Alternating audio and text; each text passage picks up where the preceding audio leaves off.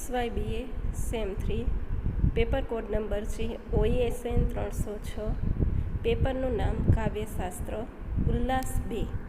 સર્વેષાં પ્રાયસો અર્થાનાં વ્યંજકત્વં પિષ્યતે. અર્થાત બધા જ અર્થોનું વ્યંજકત્વ એટલે સર્વેષાં પ્રાયસો અર્થાનાં વ્યંજકત્વ સમીપ્યસ્યતે. એનો અર્થ થશે કે ઘણું ખરું બધા પ્રકારના અર્થોનું વ્યંજકપણું મનાય છે. તત્ર વાચ્યસ્ય યથા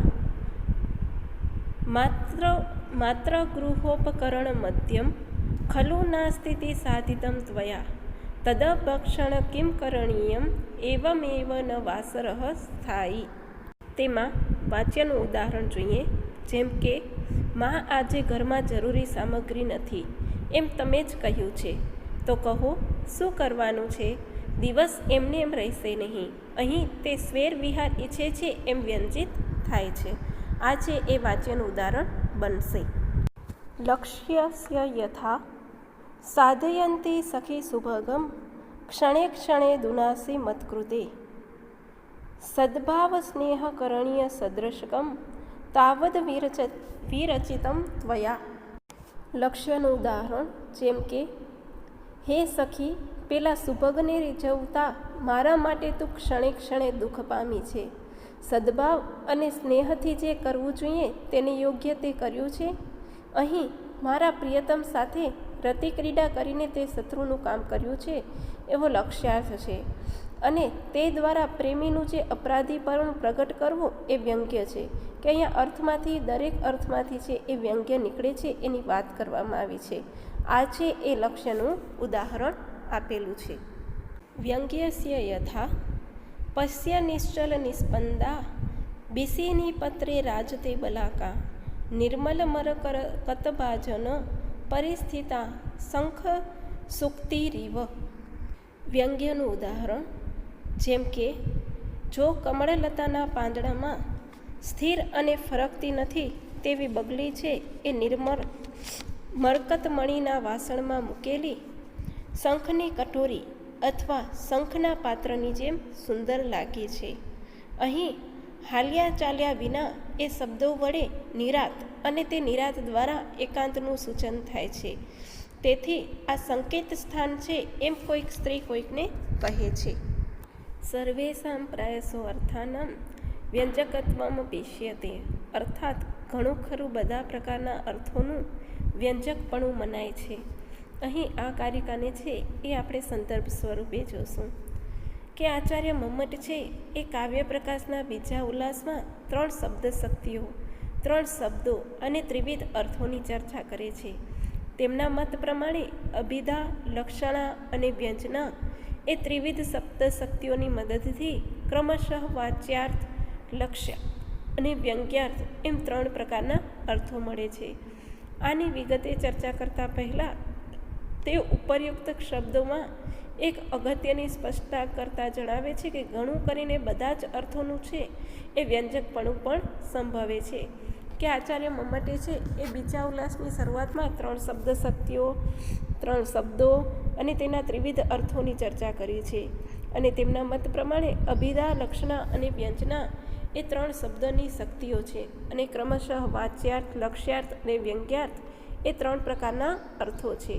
અને આ બધાની ચર્ચા કરતાં પહેલાં મમ્મટ છે એક અગત્યની ચર્ચા કરે છે કે જેમાં ઘણું કરીને બધા જ અર્થો છે એનું વ્યંજકપણું પણ સંભવે છે. કે બધા અર્થમાંથી છે એ વ્યંજક તો નીકળી જ આવે છે એની એ ચર્ચા કરે છે.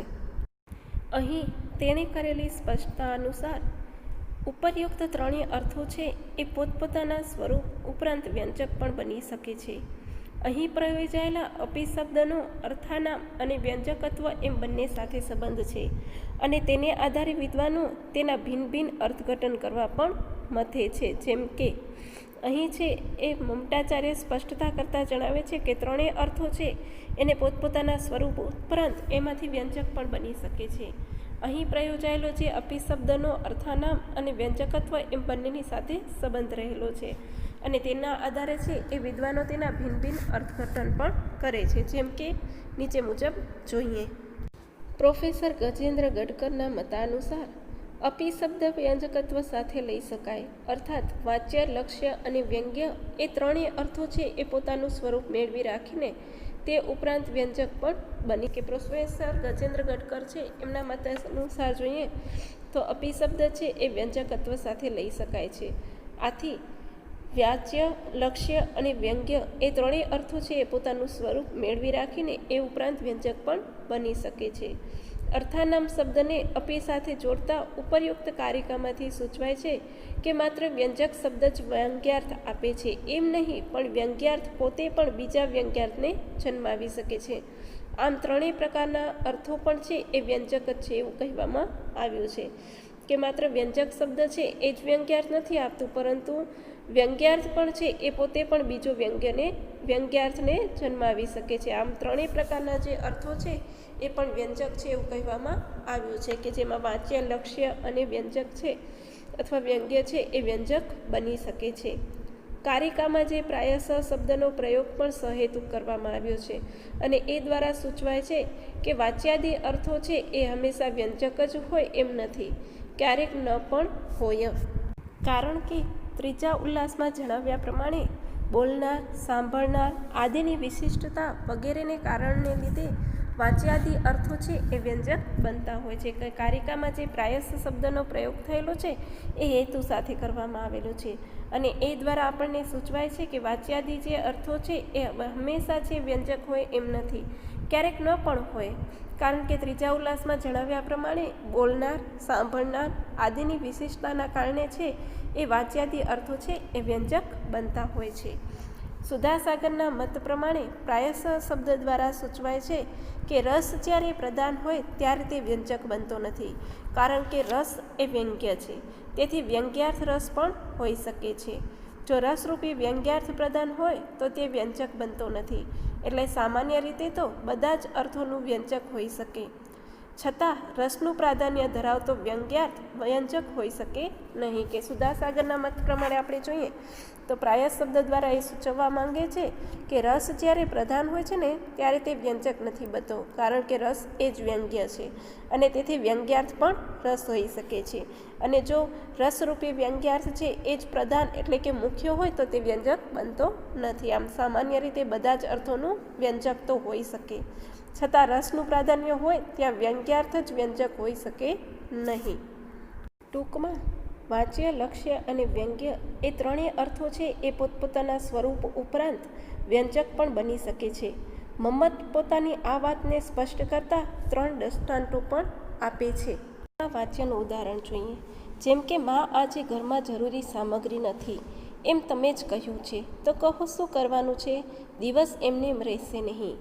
અહીં તે સ્વેર વિહાર છે એ ઈચ્છે છે એમ વ્યંજિત થાય છે. અહીંયા વાચ્યના ઉદાહરણમાં કે માં આજે ઘરમાં સામગ્રી નથી એમ તમે કહ્યું છો, તો શું કરવાનું છે? દિવસ એમને એમ તો રહેવાશે નહીં સામગ્રી વગર, તેથી તે સ્વેર વિહાર ઈચ્છે છે એવું અહીંયા કને વ્યંજિત થાય છે. લક્ષ્યનું ઉદાહરણ.